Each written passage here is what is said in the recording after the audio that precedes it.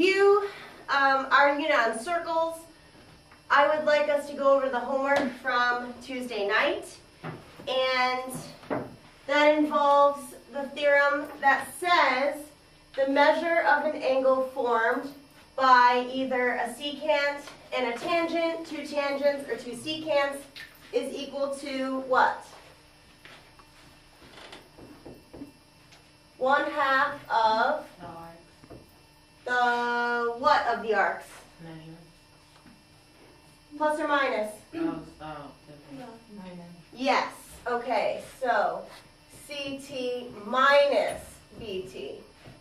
Not to be confused with if that angle was formed within the circle, this minus sign would be an addition sign, okay? So for number 15, if we know that the measure of arc CT is equal to 110 degrees and the measure of arc BT is 50 degrees, we can calculate our formed angle. Well, why don't we set up the equation? 110 minus 50. Okay. 60. So 1/2 of 60, thank you Annika, is 30 degrees. How do we feel? Thumbs up? Thumbs up. Okay. So let's erase some of these things here. For number 16, we're given the measure of the formed angle. So we know that angle A is 28 degrees, and we're given only one of the arcs. So if we know that the smaller arc is 46 degrees, what should our equation be to solve for the second arc? 28 equals half of 40, no, x minus 46. That's right, okay. And if you were going to flip these, that's okay, you just need to take the absolute value because you can't have a negative arc length, okay? So first step in solving this equation is multiply both sides by 2, okay? So that cancels out our 1/2. So we get 56 is equal to x minus 46. X equals 102. Thank you. Degrees. Okay. That's good. So now number 17 is going to look very similar to number 16, where you're going to set your equation equal to the angle given. So 35 degrees is equal to 1/2 of, and now we're given the larger angle, so we'll say 110 minus x. Okay, somebody that did this problem out, what did you get for an answer? 40 degrees.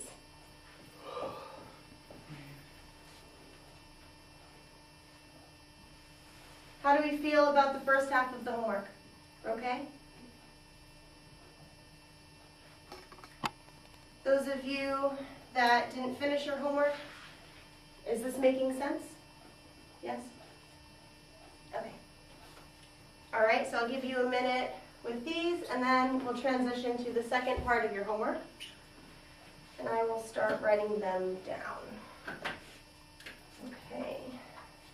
Get rid of some of the work here.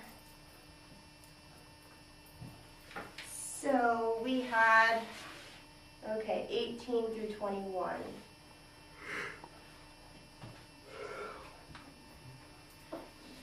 Okay, so maybe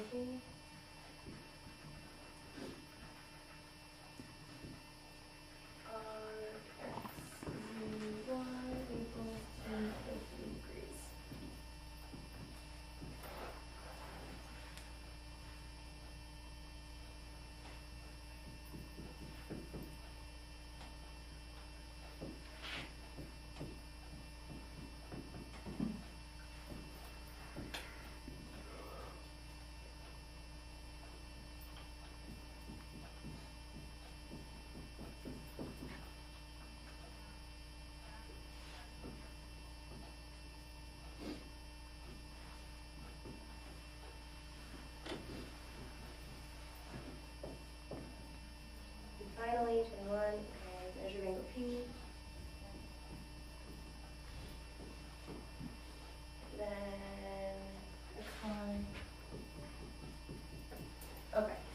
So, for this, like the arc of x, z, and y is 250.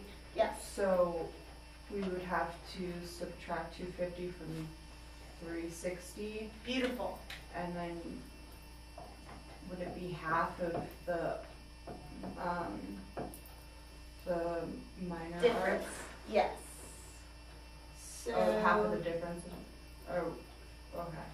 Okay, so Annika knows that when you have two tangents that form an angle outside of the circle, then you're really using the entire 360 degrees within both arcs that you're taking the difference of. Versus in this problem, you're really only using a very small fraction of the circle. So Annika knows that this piece of the circle is 250 degrees, and you're taking the difference from here. So 360 minus the arc we're given is 110 degrees. Now we use these two arc lengths to solve for our missing angle. So our equation should look like 1/2 of 250 Okay? So 1/2 of 140 gives us an angle measure of Wait, what? Wait, you mean 150? Oh, wait, no, 140, that's fine. No, 70. 70 degrees. Somewhere around. This is a lot easier than triangles. I love circles. Yeah, I love circles. They just keep going. They just keep going. Okay, right here. So, for number 19, if we know that this arc length is now 90 degrees, then what do we know about the other arc length, It's 360 minus 90. which is 270? 270. Okay. Yeah, it's not. So then our equation should be 1/2 of 270 minus our 90 degrees, which gives us an angle P measure of 90. Mhm.